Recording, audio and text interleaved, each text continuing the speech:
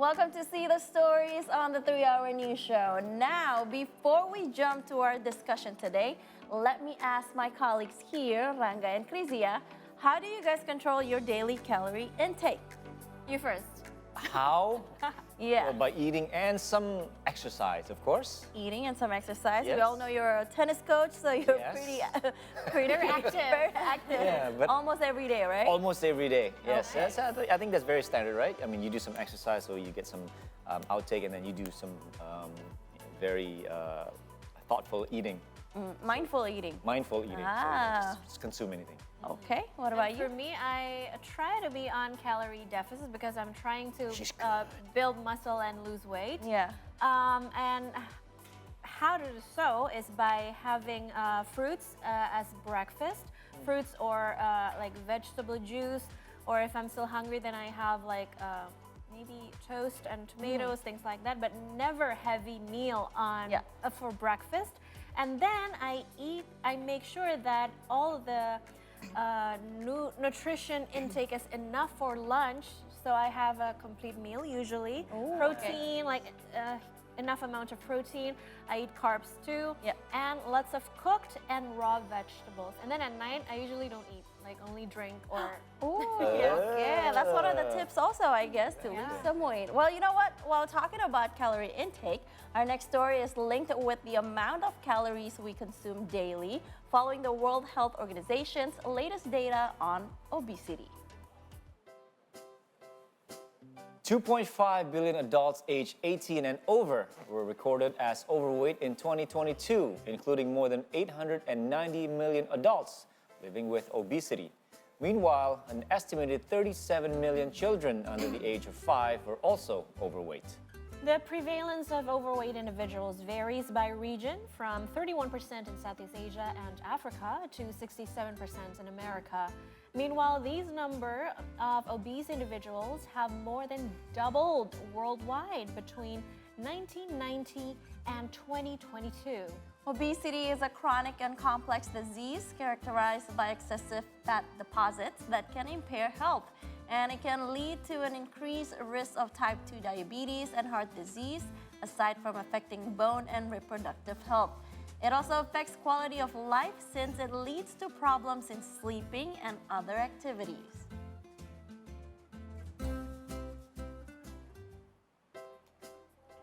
Now, aside from maintaining health, exercise is also extremely important for those who are obese.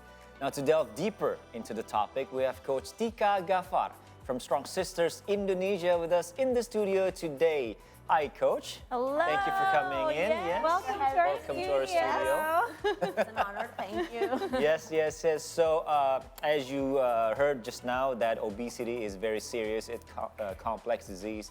And of course, we in the beginning, me personally, thinking about, okay, we're gonna do some exercises, we're gonna have a coach come in, just really wondering, because I'm very active too myself, so just really wondering what is the difference between just us, and then for the people who are actually on the other side of the scale, what kind of maybe things that you have to pay attention to when you're training them. Okay, first of all, I would like to say that actually there is no difference between the form of exercise that for obese individuals or for the general population. But maybe we have to note that obese individuals, like most of them are not physically active before. So it's very recommended that whenever they start any exercise program, it's to start with the low to moderate intensity of exercises. In Strong Sisters Indonesia, as our tagline is to empowering women through fitness, so our base is to encourage them to do strength training. So what kind of strength training that they can do, if they start with low to moderate intensity, then start with their own body weight. Start with their own body weight exercise before they progressing using any equipment such as dumbbells or any weights of choice. Also, they can start by low to moderate intensity cardio, like maybe just walking daily. I mean, it's pretty much similar to us, but we adjust in the intensity and in the form of exercise. Now I understand that in order for someone to be fit and healthy, they must combine between exercise Yep. and also the eating habit, right? Yes. What they eat, they have to consider that as well. Now, for people with obesity, sometimes combining these two can be overwhelming, right? Yes, true. Now, I know that you've had, I don't know, 7 batches or more of people with obesity that you coach already. So Yes. you must have a lot of experience in dealing with them. Yes. So what would you recommend to them that feels overwhelmed by, wanting to start to be fit, but I don't know how? Okay, from the 7 batches in our program Sahabat Nita in Strong Sisters Indonesia, we always start with the easiest one. For some, maybe it's easier to add more physical activities like exercising or any other physical activities, but maybe for some it's easier for them to maintaining their diets or their calorie intake, so it's different. Yeah. For some, maybe putting more focus on optimizing their sleep pattern, so it's different. We usually recommend them to start with, it's the easiest for them, because it's different between individuals. As we all know at the beginning of the segment, it's very complex Yep. Right. for obesity. So, and we also like to remind them, please don't do it at the same time, all at the same time, just step by step. From, let's say, maintaining calories intake, and then if you already feel, okay, maybe I can add some exercise now, or maybe the other way around, exercise first, and then you start to taking care of your nutrition, but just don't go doing all at the same time. Why is that? Because usually, if they feel like too much, Yeah. too soon, everything is too much too soon, they quit. They're gonna give up in the Right. middle. Okay. And the Okay. cycle will start over again. That's Right. why we have this like a cycle of obesity, because it's all too much too soon for them. So start slow, go slow, Makes sense. Yeah. take Yeah, one right, step right, yeah. at a time. You gotta Now, Coach build Tika, I know you mentioned about walking. It's one of the choices that they can do Yep. to start, right? Now, I know a couple of years back, it was trending 10,000 steps per day. Now, do you think that was a good idea for the obese? It was good, but we have to remember that these individuals, they have certain limitations. They have certain physical limitations. Sometimes if they walk too long, or too long, like 10,000 steps is usually like half an hour and more, Yeah. Right. their feet or their knees will will start to feel pain. Yeah. So it's not recommended for them, especially if they're new to walking. I mean, let's take it step by step. Maybe for the first week, they can start with 15 minutes of walking. Don't count the steps, just Right. do 15 minutes of walking. And then like maybe 2 or the next 3 weeks, level it up to 30 minutes of walking. Okay. Don't just focus on the steps, but focus on the duration also. It's because sometimes we like to measure things, we like to Right. measure Yeah. like something with weights, with also. food, calories. Human likes that, but sometimes it can be overwhelming, and then we are getting to focus on that number, and we forget the process in between. Okay. So that sounds like a strategy. So because we're thinking what Yanni was asking, maybe just a follow-up of that, 10,000 steps, and then you're saying maybe we don't focus on the steps per se, but you focus on the duration of your workout. First, yeah. Right. So for someone who's involved or who is in your program, do you have that very fixed program for them to follow up on a daily basis? Because I know you have classes online and private classes and then group classes. Is there something like that for you to give to your, like a syllabus that you can give to your student? Okay, maybe the first week we are going to focus on this, second week we're going to focus on that. Is there something that you have? Okay, in Sahabat Nita, in this program, yes, we have like maybe not a syllabus, because it's like a group program, so we cannot custom fit to each Right. individual, so it's just we take in general. Yes, we have like this, what you call, say, a journal that they have to like week 1, they do like 15 minutes of walking and Right. they drink water, hydration, proteins and stuff. And then they took exercise classes, and then week 2, we progress it little by little, step by step. Yeah, we have that kind of benchmark, but maybe for individual clients, yes, we can do custom fit because the trainers and the clients are more like have a deeper communication than Yeah. classes. Okay. Based on my observation, I see people with obesity, sometimes they are too self-conscious, and sometimes what holds them back from exercising is that self-consciousness, of course, and they don't want to go to the gym or go to a class because they are not confident with how they look. Yes. They are afraid to be Right. among Right. the other participants in the class that already has a, ideal body. How do you overcome that? How do you motivate your clients? I think, like I said, communication is very important. Yeah. With training, as a trainer, it's not just about, you counting reps, you make program design, but Yeah. you also know them as a person on a deeper level. It's like if they don't feel very comfortable at first at going to the gym because maybe it's too crowded, or I say it Right. a lot, they don't It's intimidating. they don't fit in with the ideal body type. Right. We cannot push that gym program to them, but we can try to switch. Okay, why don't we first we do a home workout program, so you can do on the comfortable of your living room. We can do a home workout program.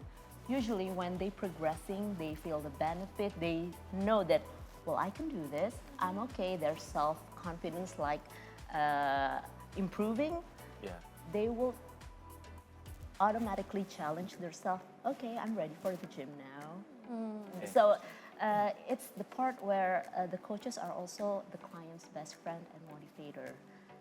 We cannot push if they're not feeling comfortable yet, but we can prepare them to feel comfortable one day.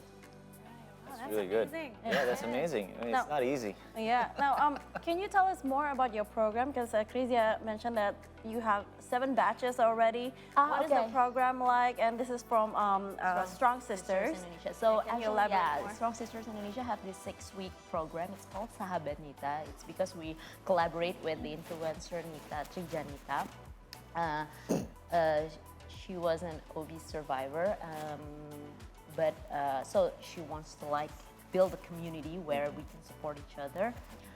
It's been 7 batches. We're doing 7 batches. The 8th batches is coming up. We already opened for the registration. But I must say, it's not a weight loss or challenge program Oh, okay, because got it. there's no winner here. There's no winner. We don't measure their success by how much weight they lose. So it's more like we have a 3 workout session per week, but we also have 3 weekly workshops. There we will learn about the fundamentals of strength training. They will learn about nutrition. They will learn about setting their goals, because most of them are having these goals of weight loss. Yeah.